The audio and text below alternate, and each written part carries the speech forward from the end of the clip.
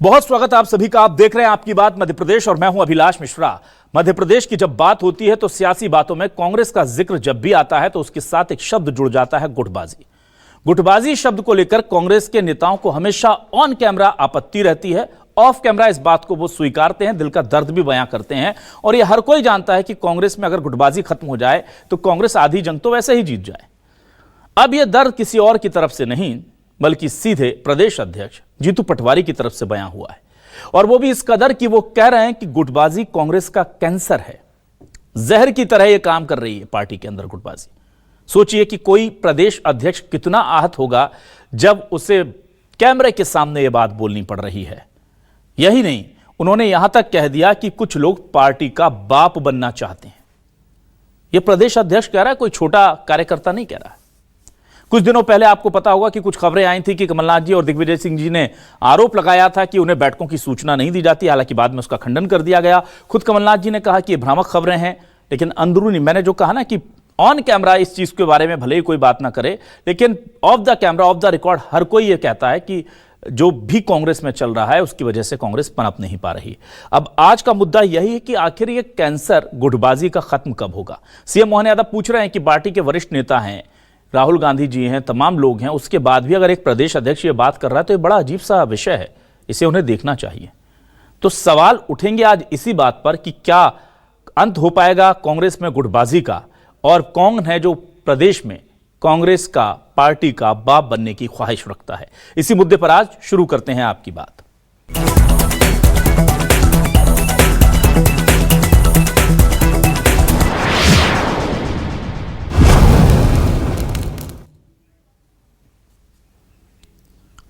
और आइए सबसे पहले आपको जीतू पटवारी का वो बयान सुनाते हैं जिसमें वो गुटबाजी को पार्टी के लिए कैंसर बता रहे हैं। सुनिए एक प्रदेश अध्यक्ष का अपनी ही पार्टी को लेकर दर्द। कांग्रेस में कैंसर है ग्रुपिज्म का, गुटबाजी। या तो इस गुटबाजी के कैंसर को खत्म करना पड़ेगा या फिर हमें खत्म होना पड़ेगा। क्या करना चाहिए? अगर इस ग्रुपिज्म के कैंसर को हम खत्म नहीं करेंगे तो हम खत्म हो जाएंगे। अपने कार्यकर्ताओं का जोश बढ़ाने के लिए उन्होंने ये बात कही, लेकिन ये बात कितनी सच्ची आगे हम बात करेंगे। एक और बात उन्होंने कही कि कुछ लोग पार्टी का बाप बनना चाहते हैं। अब मध्य प्रदेश में कौन है जो प्रदेश कांग्रेस का बाप बनना चाहता है, कौन है जो पार्टी को हाईजैक करना चाहता है। और जीतू पटवारी ने कहा कि मैं पार्टी का बेटा हूं, मुझे कुछ नहीं बनना। और क्या कहा उन्होंने, सुनिए। बात करता हूं, पार्टी का बाप बनना चाहता है। मैं पार्टी का बेटा हूं, मुझे कुछ नहीं बनना, सिर्फ सरकार बनानी है पार्टी की, कोई मुझे पद ही नहीं चाहिए।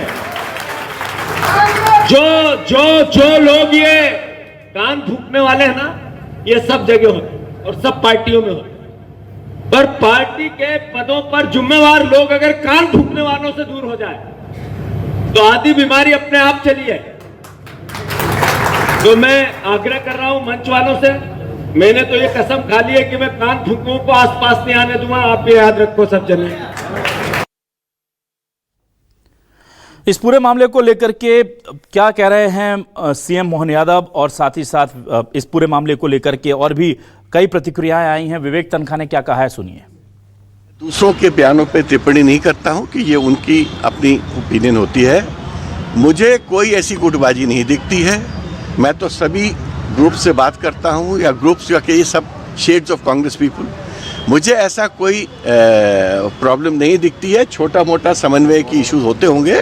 पता लग रहा है कि कांग्रेस के परिवार में राहुल गांधी, सोनिया गांधी, खड़गे जी, कौन कौन उनके बड़े बड़े नेता हैं, और अब उनके नेता कैंसर बता रहे हैं। तो मैं समझ नहीं पा रहा हूँ कि कैंसर किनको है, प्रदेश के नेता को है या राहुल गांधी को ये कैंसर के आधार पर पार्टी में फूट फटोल पता नहीं क्या है।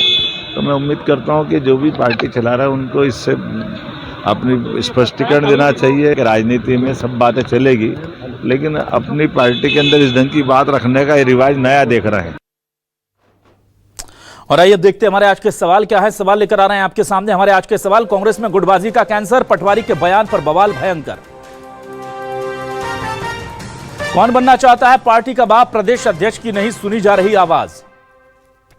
बीजेपी बोली कांग्रेस में है ये पुराना दोष, बड़े नेता इस मसले पर बैठे हैं खामोश। एमपी कांग्रेस में गुटबाजी को पटवारी ने स्वीकारा, पार्टी के बाप वाले बयान पर कहा किस पर है इशारा। वो कह रहे हैं कि कुछ लोग जाकर के बोल देते हैं कभी मेरे बारे में कभी किसी के बारे में कि पार्टी का ये बाप बनना चाहता है और लोग उस पर यकीन कर लेते हैं, कान भरने वाले हर जगह होते हैं, इस तरह की वो बातें कर रहे हैं। लेकिन किससे कह देते हैं ये बड़ा सवाल है। कौन है जिसको पार्टी में अपने से बड़ा नेता स्वीकार ही नहीं? इन सवालों के साथ शुरू करते हैं आज का डिबेट। हमारे साथ कुछ खास मेहमान जुड़ रहे हैं। बीजेपी से हमारे साथ वरिष्ठ नेत्री प्रवक्ता मंजूरी जैन जी जुड़ रही हैं। मंजूरी जी बहुत स्वागत करता हूं आपका मैं। आज हमारे साथ कांग्रेस से वरिष्ठ नेता प्रवक्ता अमित चौरसिया जी जुड़ रहे हैं। अमित जी बहुत स्वागत है आपका भी। और वरिष्ठ पत्रकार के तौर पर सरमन नगेले जी ने हमें ज्वाइन किया है। सरमन जी बहुत स्वागत करता हूं सर आपका। सबसे पहले अमित जी आपके पास आता हूं। अमित जी हम कहते हैं तो आप फिर कहते हैं कि ये मीडिया की फैली फैलाई बातें हैं और पता नहीं आप कितना फिर कोस देते हो हम लोगों को। अब तो प्रदेश अध्यक्ष जी मान रहे हैं कि कैंसर है और वो भी अपने कार्यकर्ताओं के सामने बोल रहे हैं। अब इस बार तो हमको भाई कहते हैं ना इम्यूनिटी चाहिए। अब ये बताइए कि गुटबाजी हम भी कहते थे, सब कहते थे, क्या करा जाए, कैसे खत्म नहीं हो पा रही, क्या दिक्कतें हैं? क्योंकि हम भी चाहते हैं एक अच्छा मजबूत विपक्ष हो प्रदेश में। नमस्कार अभिलाष जी। नमस्ते। के लिए भी, लेकिन विषय ये है अभिलाष जी कि कहीं का ईंट कहीं का रोड़ा। मेरी आवाज आ रही बराबर आपको? जी बिल्कुल सुन पा रहा हूं मैं। जी अभिलाष जी, तो कहीं का ईंट कहीं का रोड़ा लगाना भारतीय जनता पार्टी का काम है। अब जिस तरह से संविधान यात्रा को लेकर जय बापू जय भीम जय संविधान को लेकर 27 तारीख को एक बड़ा इवेंट हो रहा है, भारतीय जनता पार्टी को सूझ नहीं पड़ रही कि कांग्रेस को किस तरह से बेखुद पे लाया जाए। तो तमाम इस तरह के मनगढ़ंत किस्से भारतीय जनता पार्टी के कुछ दलबदलू प्रवक्ता जो कांग्रेस में थे, भारतीय जनता पार्टी की सेवा में दिन रात लगे हुए हैं, वो इस तरह के मनगढ़ंत किस्से जो है छोटे छोटे वीडियो निकालते हैं, कटिंग पेस्ट करके करते। अब मैं बताता हूँ आपको ओरिजिनल किस्सा क्या था अभिलाष जी।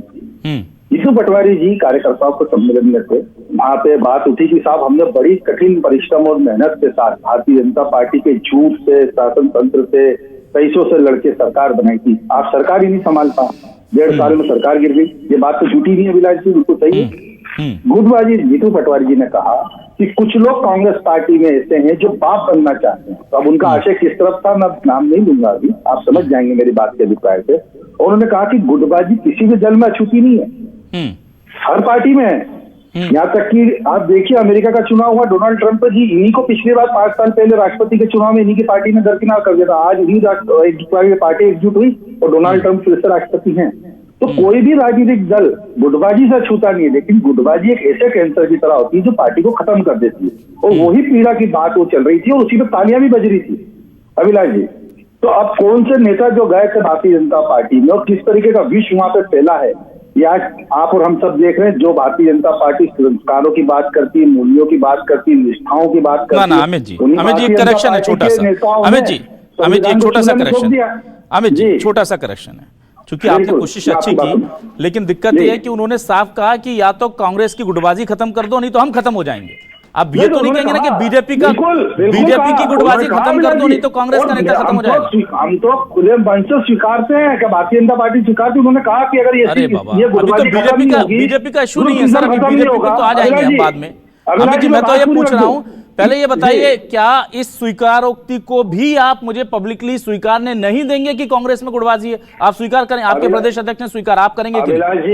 अभिलाष जी कांग्रेस पार्टी एक लोकतांत्रिक पार्टी है, गुलामों की पार्टी नहीं है। यहाँ कार्यकर्ता कई बार अपनी पीड़ा रखते हुए उन्हें पता नहीं चलता कि बहुत बारीक सी एक रेखा होती है अनुशासन की, को आप उसको पार कर जाते हैं, इसका अंदेशा नहीं होता है।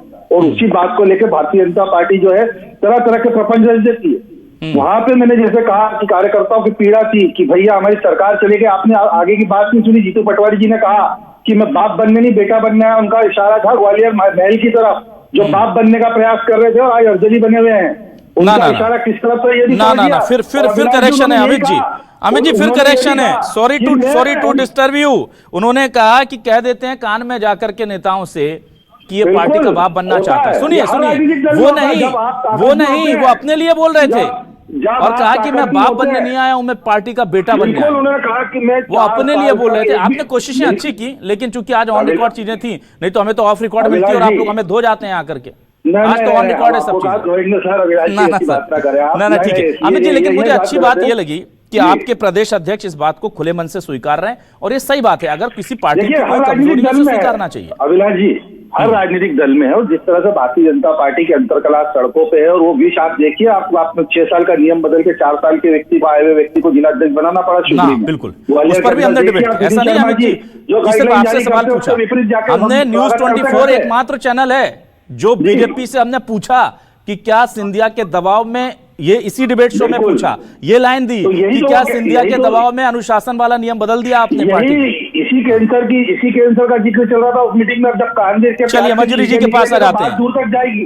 ठीक है मंजरी जी, देखिए वो कह रहे हैं कि आप हमारी तरफ आओगे तो हम भी आपको नियम कानून आपके दिखा देंगे, पर आज फिर भी आप बोल सकती हैं गुटबाजी उन्होंने स्वीकार की है, क्या कहेंगी आप? नहीं देखिए, हमने थोड़ी बोला, इनके प्रदेश अध्यक्ष खुद बोल रहे हैं, सार्वजनिक मंच से बोल रहे हैं कि कांग्रेस जो है इसमें जो कैंसर हो गया उसको ठीक करना पड़ेगा। और ये तो हम पहले से कहते आ रहे हैं। इनके यहाँ जो स्थिति है, और हम तो पहले से कहते हैं कि हर व्यक्ति, इनका कार्यकर्ता है कहाँ, सारे तो नेता हैं, और सब नेता जो है वो एक दूसरे को नीचे दिखाने की जो होड़ लगी है इनके यहाँ, तो वो देखने लायक है। और हम पहले से इस बात को कह रहे हैं, और आज जो है जीतू पटवारी जी ने उस पर मोहर लगा दी है कि हमारे यहाँ गुटबाजी है, और ये स्वीकार नहीं करना चाहते। लेकिन जनता ये सब देख रही है, जनता के जन कल्याणकारी मुद्दों पर इनका कोई ध्यान नहीं है, इन्हें सिर्फ विरोधाभास की राजनीति करना है। संगठन में सब एकजुट होकर काम करना नहीं चाहते, सब नेता बनना चाहते। जीतू पटवारी जी कौन सा संगठन का काम कर रहे हैं? आए दिन तो सुर्खियां बटोरने के लिए सिर्फ प्रेस कॉन्फ्रेंस कर लेते हैं, या फिर ट्विटर पर कोई ऐसा जो है वो वक्तव्य डाल देते हैं जिससे कि सुर्खियां वो बटोरते रहे। तो ये हर नेता, चाहे वो दिग्विजय सिंह जी हो, चाहे कमलनाथ जी, सिर्फ ट्विटर खेलते हैं और पत्रकार वार्ता करते हैं, एक और अब आपस में ही एक दूसरे पर आरोप प्रत्यारोप करते हैं कि हमको बैठकों में नहीं बुलाया जा रहा, हमको सम्मान नहीं मिल रहा। कभी महिला नेत्रियों को वहां से बेइज्जत करके भगाया जा रहा है पीसीसी की दफ्तर से और उनकी मीटिंग से। तो ये इनका आंतरिक मामला है वैसे तो, लेकिन सार्वजनिक तौर पर आज जीतू पटवारी जी ने जो है उसको स्वीकार किया है, और अच्छी बात है। यदि स्वीकार किया है तो उसमें सुधार कर ले तो अच्छा है। जनता ये सब देखती है, जनता के मुद्दों से आप ध्यान भटकाना चाहते हैं, क्योंकि जो काम आपने लंबे समय तक आप सत्ता में रहे, आपने जन कल्याण की कभी कोई काम किए नहीं। जनता ने आपको घर बैठाने का काम किया, आज हाशिए पर आ गई है पूरी कांग्रेस। और जो ये बात कह रहे थे कांग्रेस प्रवक्ता जी कि कहीं का ईंट और कहीं का रोड़ा भानुमति ने कुंडवा जोड़ा, तो ये जो मुहावरा है वो कांग्रेस पार्टी पर इस तरह अभी इस समय में रिप्रेजेंट पूरी तरह चरितार्थ होता है। क्योंकि अभी इस समय जो पार्टी वो क्षेत्रीय पार्टी की तरह हो गई, वो परजीवी पार्टी बन गई है, और अपने आप को बचाने के लिए इधर का ईंट उधर का रोड़ा, आप लोग तो मत बोलिए परजीवी बन गई है, जहां पर सबसे ज्यादा नेता आयतित हुए हैं पिछले 10 सालों में। अब आप लोग दूसरों को ऐसे कहेंगे तो फिर वो ठीक नहीं लगता। बाकी आपके आरोप है, मैं समझ सकता हूं कि आप बोल सकते हैं। आज कांग्रेस जो है खुद के दम पर कोई चुनाव नहीं जीत पा रही है। तो आप लोग जीत पा रहे थे, तो फिर अगर आप लोग जीत रहे थे तो क्यों आकर के टिकट दे रहे थे? आप तो लाते थे, रावत जी को लाकर के चुनाव लड़वाया, लाए ही चुनाव लड़वाने के लिए थे। और बताइए, नहीं तो ऐसा थोड़ी है।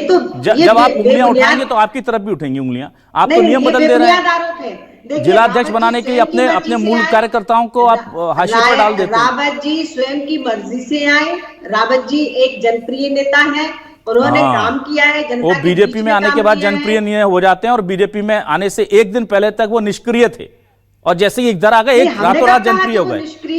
वो 4-5 बार के विधायक जो थे वो निष्क्रिय थे। देखिए भारतीय जनता पार्टी की विचारधारा से प्रभावित होकर, और जो हमारा मिशन है, आपकी विचारधारा से कोई रातों रात प्रभावित हो सकता है, इस बात से बिल्कुल मैं इत्तेफाक रखता हूं, लेकिन आपकी विचारधारा से प्रभावित होकर के एक निष्क्रिय आदमी रातों रात जनप्रिय हो जाता है, इससे मैं इत्तेफाक नहीं रखता। कभी निष्क्रिय नहीं कहा, जनप्रिय नेता अभी मैं आप मुझे इतने चुनाव जीते उन्होंने, 5-5, 6-6 चुनाव जीत गए, वो तो जनप्रिय नेता तो है। मंजरी जी, आप तो प्रदेश अध्यक्ष और जो मुख्यमंत्री रह लिए उनको निष्क्रिय और खराब कह देते हैं। खैर वो पॉलिटिकली डिस्कोर्स में चलता है। खराब नहीं, जो भ्रष्टाचार करेगा तो भ्रष्टाचारी बोलेंगे। चलिए सरवन नगेले जी के पास आता हूं। सरवन नगेले जी, आज तो दिन देखिए बीजेपी का है क्योंकि कांग्रेस ने स्वीकारा है, ठीक है। मंजरी जी आऊंगा, आपके पास भी आऊंगा। सरवन नगेले जी, आज आपके पास आता हूं। सरवन नगेले जी, कांग्रेस में जीतू पटवारी जी ने स्वीकारा है, और आज बड़े खुले मन से स्वीकारते तो वो रहे हैं, पर वो दबी जुबान में कहते थे। आज उन्होंने कार्यकर्ताओं से सीधे दिल की बात की। अब इसे कैसे देखें? हालांकि देखिए विवेक तनखा जी तुरंत डिफेंसिव हो गया, कह रहे हैं मुझे तो नहीं दिखती गुटबाजी। अब वो हम ये भी समझ रहे हैं कि वो किसके लिए कह रहे हैं कि कौन पार्टी के बाप बनना चाहते हैं, क्या दिक्कतें हैं, तो इसका कोई फायदा होगा या वो बस अपनी पीड़ा बयां कर लिया, यही बहुत है कांग्रेस के लिए, आगे कुछ होगा नहीं इसका? नहीं, देखिए अभिलाष जी, जीतू पटवारी जी ने अपनी पीड़ा व्यक्त की है और वो पीड़ा से रूबरू हो रहे हैं। जैसे ही वो मध्य प्रदेश कांग्रेस कमेटी के अध्यक्ष बने आज से 1 साल पहले, तो वो लगातार इस तरह की परिस्थितियों से जूझ रहे हैं, संघर्ष कर रहे हैं।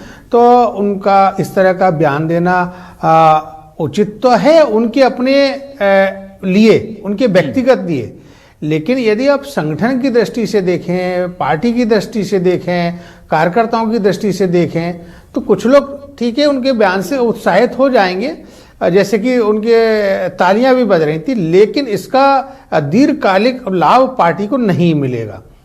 देखिए, हालांकि ये बात बिल्कुल सच है कि जैसा कि आपने भी बताया, मैंने भी सुना कि माननीय विवेक तनखा जी, मेंबर ऑफ पार्लियामेंट राज्यसभा, ने कहा कि मेरे को तो नहीं गुटबाजी नहीं दिखती है और समन भय का अभाव रहता है। तो ये उनका अपना पक्ष सही है, लेकिन मैं इसके कुछ मूल कांग्रेस पार्टी के 2-3 कारण बताऊं।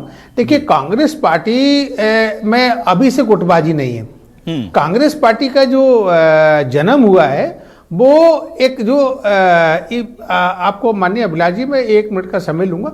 देखिए, पहले जब कांग्रेस पार्टी का जब जन्म हुआ तो जो राजे रजवाड़े थे, नवाब थे, जो छोटे छोटे अम्ब्रेला थे, वो उनको एक बड़े अम्ब्रेला के नीचे कांग्रेस पार्टी लेकर आई और वो एक अम्ब्रेला खड़ा हुआ कांग्रेस पार्टी।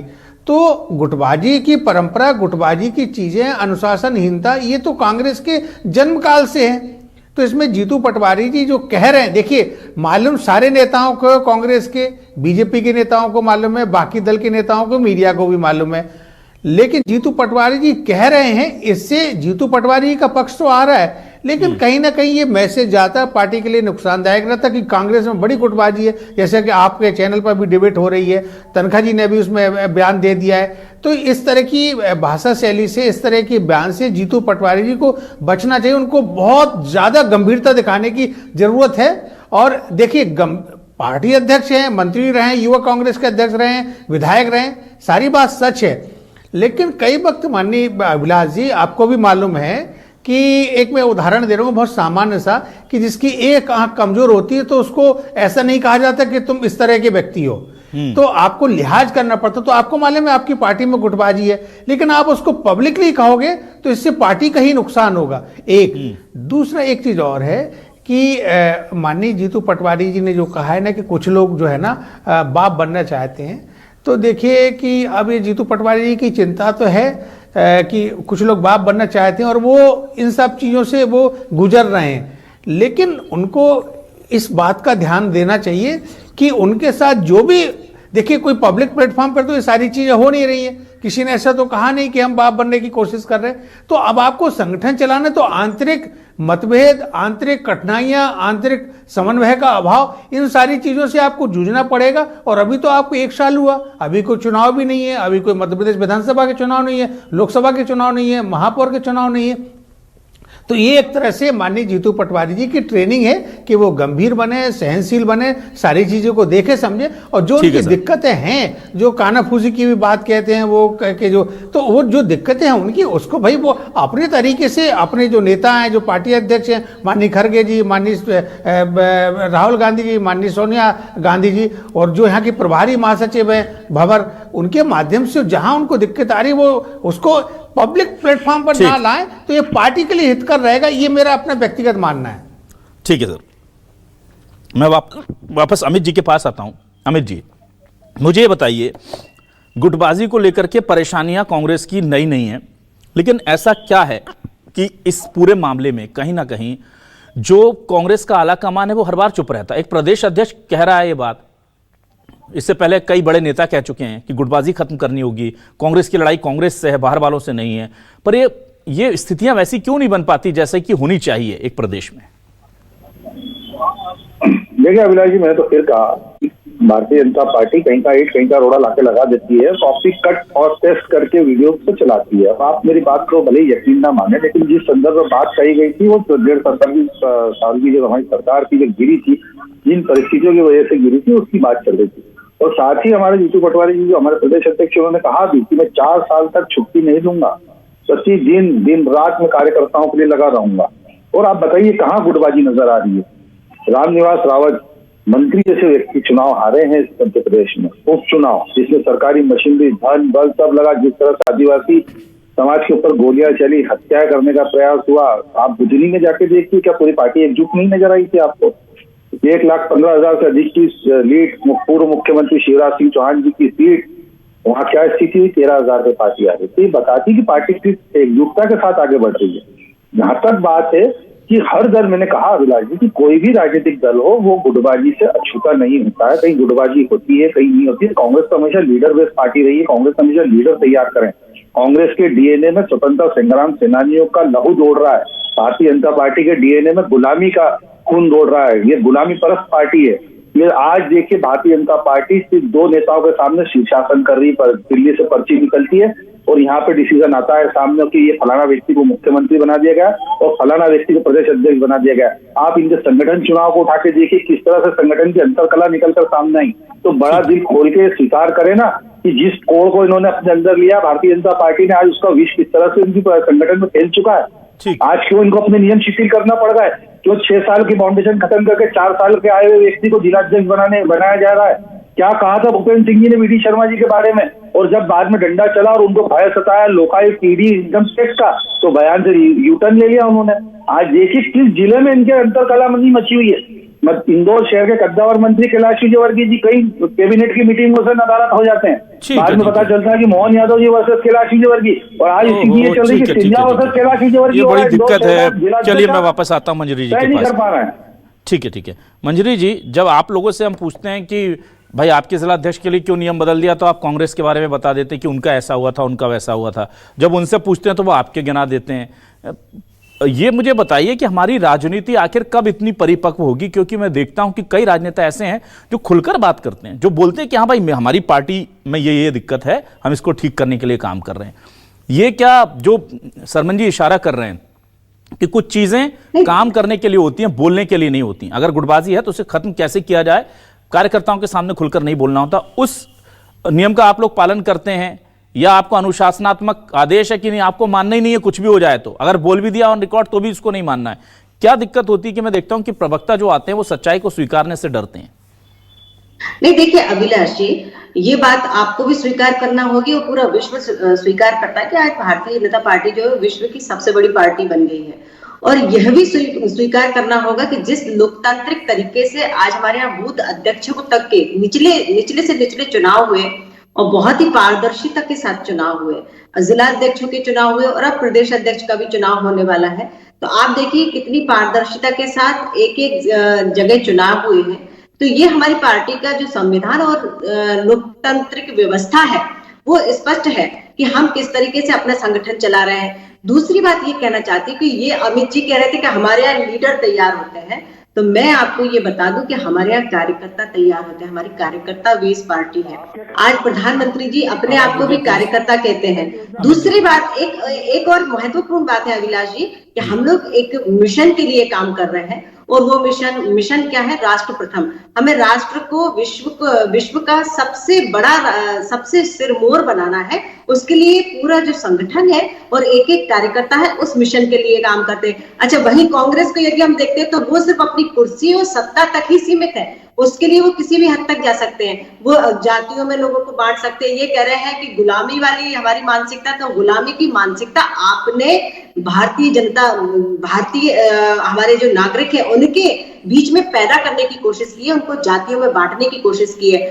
हमने वो करके दिखाया है कि हमें गुलामी की मानसिकता से बाहर निकलना है। ये फूट डालो राज करो वाली जो नीति है उससे बाहर निकलना है। ये जनता की सरकार है, कांग्रेस पर फोकस हो जाते हैं। चलिए ठीक है, मतलब कोई भी सवाल करो एक लाइन का जवाब होता है। अभिलाष जी, जो बात सत्य है वो कहना पड़ेगा। ना सत्य तो आपके दोनों के सत्य है। ना सत्य आप हमेशा सत्य बोलते। मैं कहता हूँ अपने हिस्से का सत्य नहीं बोलते आप लोग दूसरों का सत्य बताते रहते। हम हमारा सत्य बोल रहे हैं कि आज हमारी पार्टी जो है वो विचारधारा के लिए काम करती है। राष्ट्र प्रथम, उसके बाद संगठन प्रथम और उसके बाद परिवार। हम मिशन के लिए। अमित जी क्या बोल रहे हैं आप बता दीजिए, फिर मैं जाता हूँ नगेली जी के पास।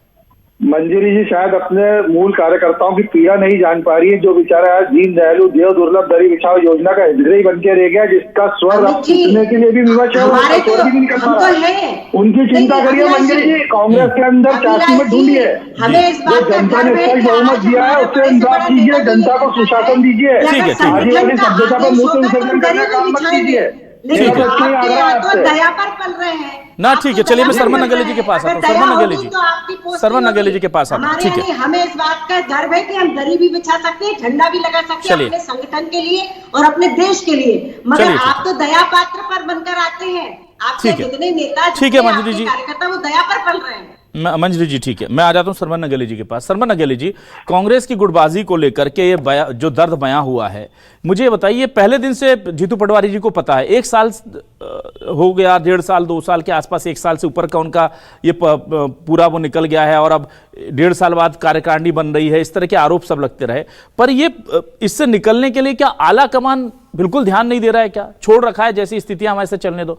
क्योंकि अगर कहीं कोई के प्रदेश संगठन में दिक्कत है तो उसको कौन ठीक करेगा? आला कमान ठीक करेगा। आला कमान को कभी हमने इस तरह से इन्वॉल्व होते हुए नहीं देखा कि वो आकर के यहाँ चीजों को दुरुस्त करता नजर आए।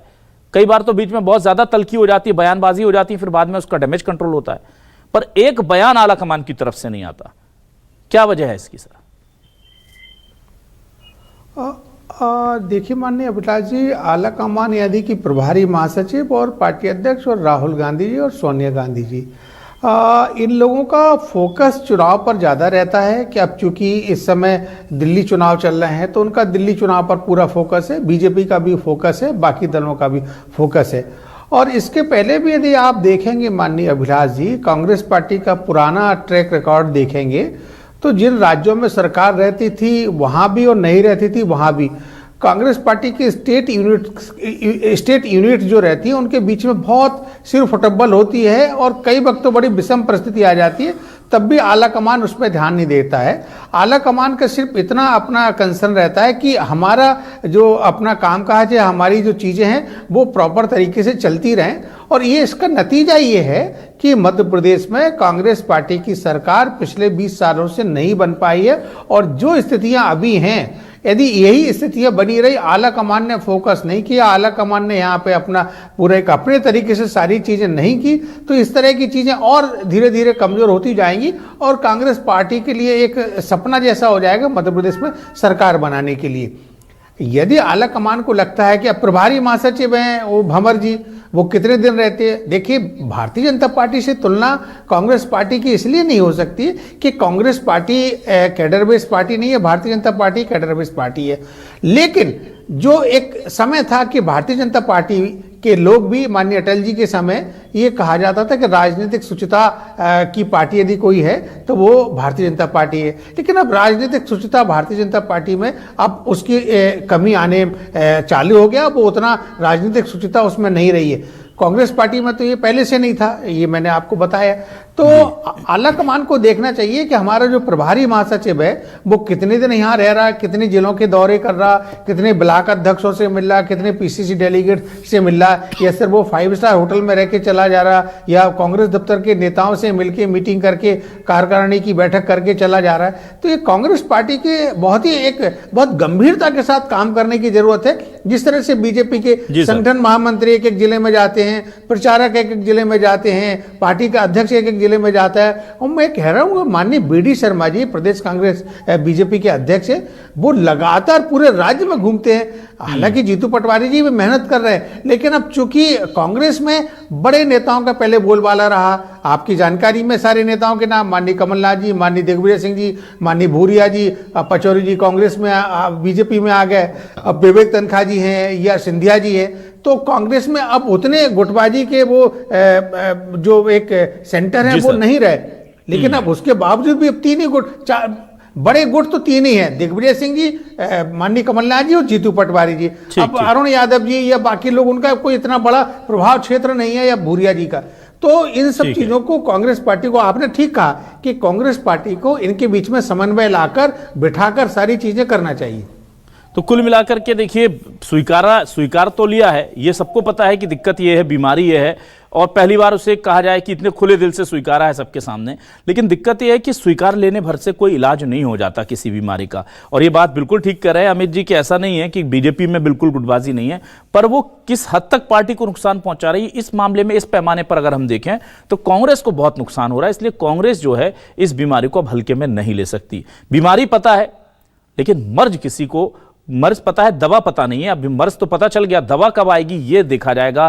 कांग्रेस इस गुटबाजी से कब उभरेगी, और यकीन मानिए जिस दिन कांग्रेस गुटबाजी से उभरेगी उस दिन कांग्रेस का एक नया स्वरूप मध्य प्रदेश में देखने को मिलेगा। बहुत शुक्रिया करूंगा मैं मंजूरी जैन जी का, अमित जी आपका भी, सरमन नगेले साहब आपका हमारे इस डिबेट का हिस्सा बनने के लिए, हमें वक्त देने के लिए।